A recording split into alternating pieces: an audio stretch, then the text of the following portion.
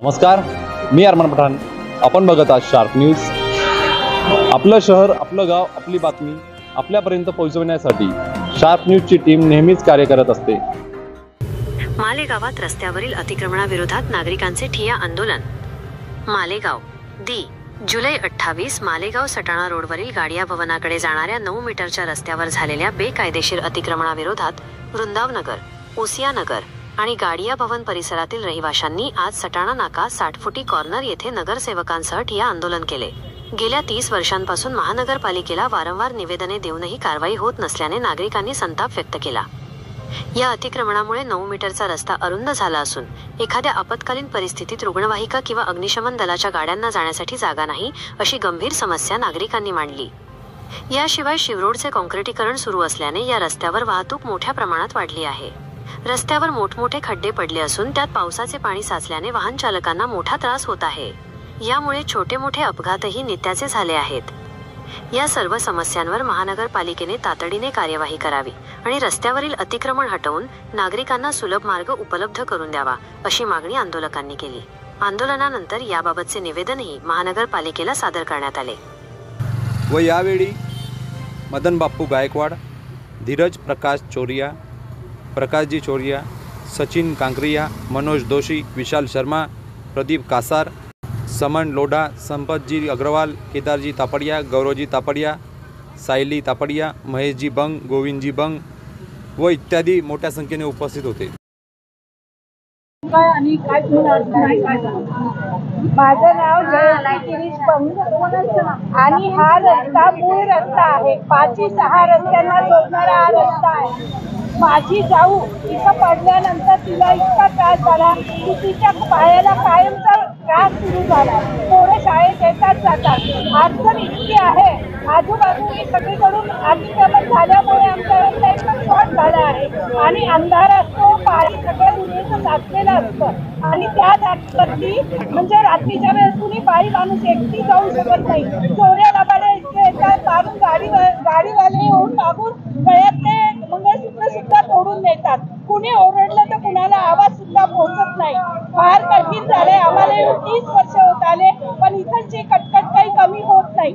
म्हणून तुम्ही प्लीज लक्ष देऊन हा रस्ता 8 दिवसात पूर्ण करावा, ही नम्र विनंती. माझं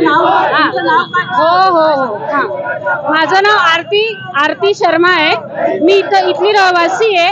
ऍक्च्युली आम्ही रात्री संध्याकाळच्या वेळेस इकडनं जातो तेव्हा इथे इतका अंधारा असतो, त्याच्यामुळे नाही का मग जे पिणारी लोक वगैरे बॉटल्स घेऊन वगैरे सुद्धा इथे थांबलेले असतात.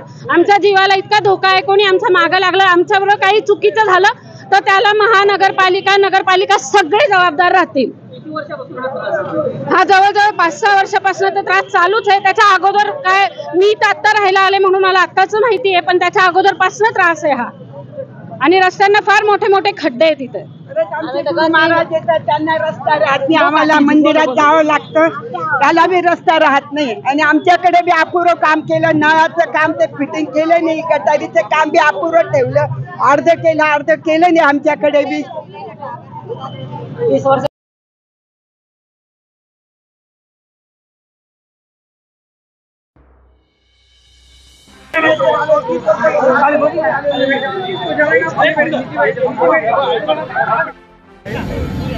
भरपूर आम्ही निवेदनं दिलेली आहेत, तक्रारी केलेल्या आहेत.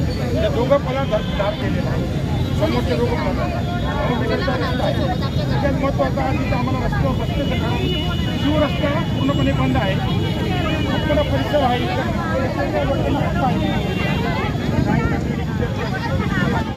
वैयक्तिक लोक वापरतात.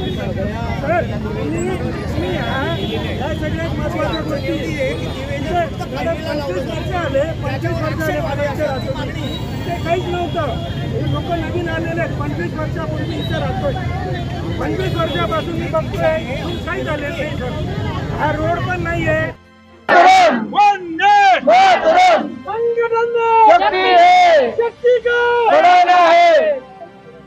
सगळ्यांच्या समस्या आपण आज आपल्या भगिनीच्या हातून मॅडमांना जे निवेदन देतो आहे, मॅडम याची खूप चांगल्या पद्धतीने दखल घेणार आहेत. तसा शब्द सगळ्यांसमोर दिलेला आहे. जय श्रीराम, जय श्रीराम. ज्या पद्धतीने मॅडमांनी शब्द दिला आहे आपण त्यांच्यावर भरोसा ठेवू आणि आजचं आंदोलन हे स्थगित करू। आज रोजी गाड्या भवन परिसरातील रहिवाशांनी रस्ता रोको आंदोलन जे केलं होतं त्या आंदोलनासाठी एक नगर शोक म्हणून मलाही त्यांनी इथं बोलवलेलं होतं आणि वारंवार माझ्याकडे पण या तक्रारी त्यांनी दिलेल्या होत्या। आजचं जे आंदोलन म्हणजे आंदोलनाचे जे आमचे विषय होते ते विषय स्वतः मॅडमांनी पण बघितलं, रस्तेही बघितलं, इथली परिस्थिती बघितली आणि मॅडमांनी आम्हाला शब्द दिला आहे की येणाऱ्या 8 ते 10 दिवसात अतिक्रम काढून आणि तुम्हाला रस्ता आम्ही तयार करून देऊ। तसं जनतेने आम्ही सगळ्यांनी आता त्यांच्यावर भरोसा ठेवला आहे। एवढ्या 8 दिवसात हे आमचं काम नाही झालं तर पुढे येणाऱ्या 10 दिवसानंतर आम्ही एक वेगळ्या पद्धतीने एक आंदोलन करू आणि ते आंदोलन पूर्ण महापालिका इथेच बोलू आणि त्यांना यावंच लागेल। पण मला तरी असं वाटतं की प्रशासन ही काही वेळ आमच्यावर येऊ देणार नाही। या 8 दिवसात आमचं काम होईल, काही 8 दिवसात आमचं काम होऊन जाईल असा आम्हाला त्यांच्यावर भरोसा आहे।